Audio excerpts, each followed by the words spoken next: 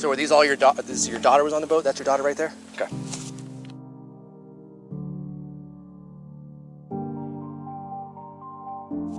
And all of them were her friends? Yeah, it's my daughter's birthday. Okay. And those are all her friends.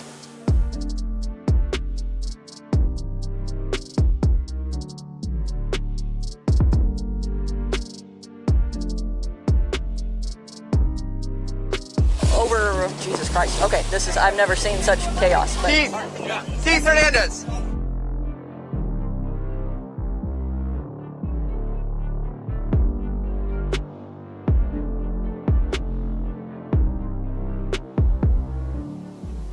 I mean, if I don't do it, it's nothing against you. It's voluntary. If you say no, it's a no. Then I just push this away. Then we start talking about the boat.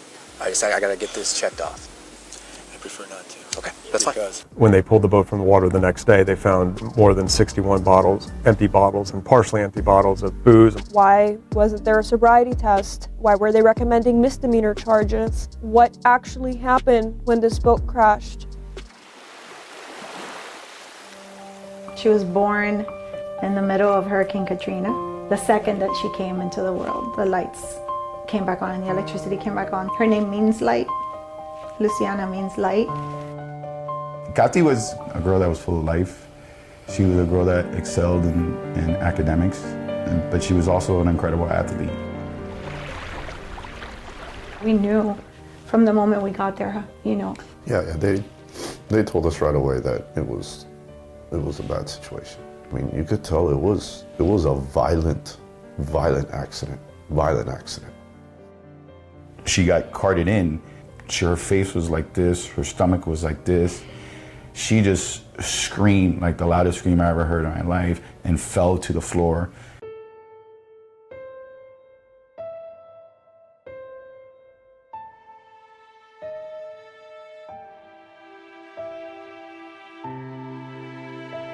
So from those injuries that she sustained, it was deadly, it was fatal. And a parent's worst nightmare. And the most traumatic and life-changing moment of our lives.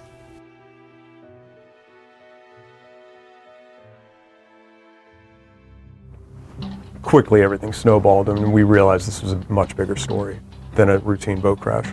It's been 4 months, it's been 5 months. And I remember at one point I was like, it's 10 months and we still don't have answers.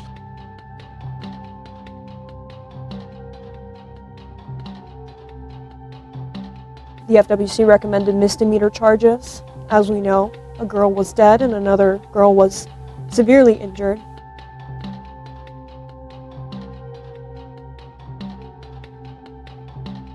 The intriguing thing about this was how it was investigated and the fact that someone with so much influence and power in this community, the story he told the police and what happened that no one else corroborated. We wanted to find out who was talking to who that night. That's where Gretel really came into action. You couldn't create a more perfect pair, in my opinion. You have someone who is well-sourced and is really good getting out and talking to people, and someone who is so good at records. We had a large story in December that kind of laid out all the failures of this investigation. I mean, the amount of records we've reviewed, it's voluminous. Thousands, maybe tens of thousands of emails, text messages, correspondence.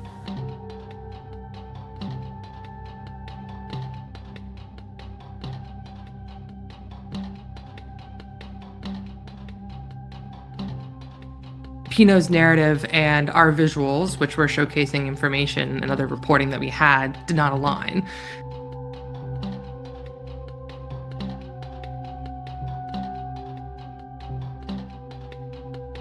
There was a lot of witnesses in the channel that day. It was pretty crowded. It was a nice day. No one saw that other boat.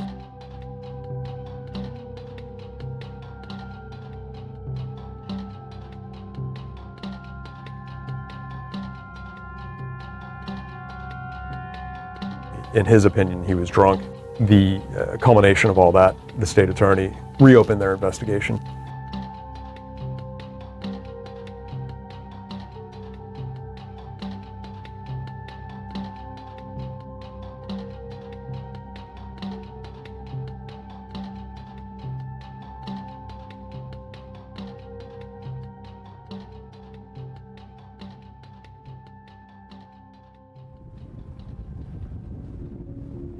Were it not for the Miami Herald, we would have zero answers today as to what happened to our daughter that night and what happened in that accident. There's breaking news I would say on an average two times a week, 3 times. I mean, their team is the first one to report it, and somehow they get it. They can do things that we can't do, and thank God.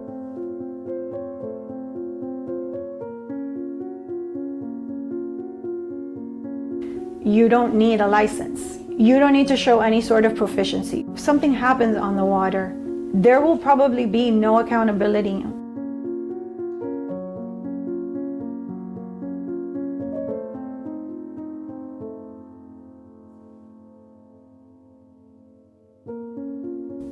This industry has always faced challenges, and it seems like every 10 years people say it's never faced challenges like this. But you need an organization that believes in the freedom of information and in accountability. Certainly while I was at the University of Florida, we had several trainings around pointers, materials, and guidance. So it's something that I almost in a way grew up learning about in journalism. I've gone to the Poynter website many times. I think it's a great place for resources. Early in my career as an editor, I attended a Poynter Institute. We know the people at Poynter very well and think that the work that they do is just so tremendous. And their champion of local journalism is near and dear to our heart. When you lose a child, one of the parents' worst fears is that the world is going to forget that they existed.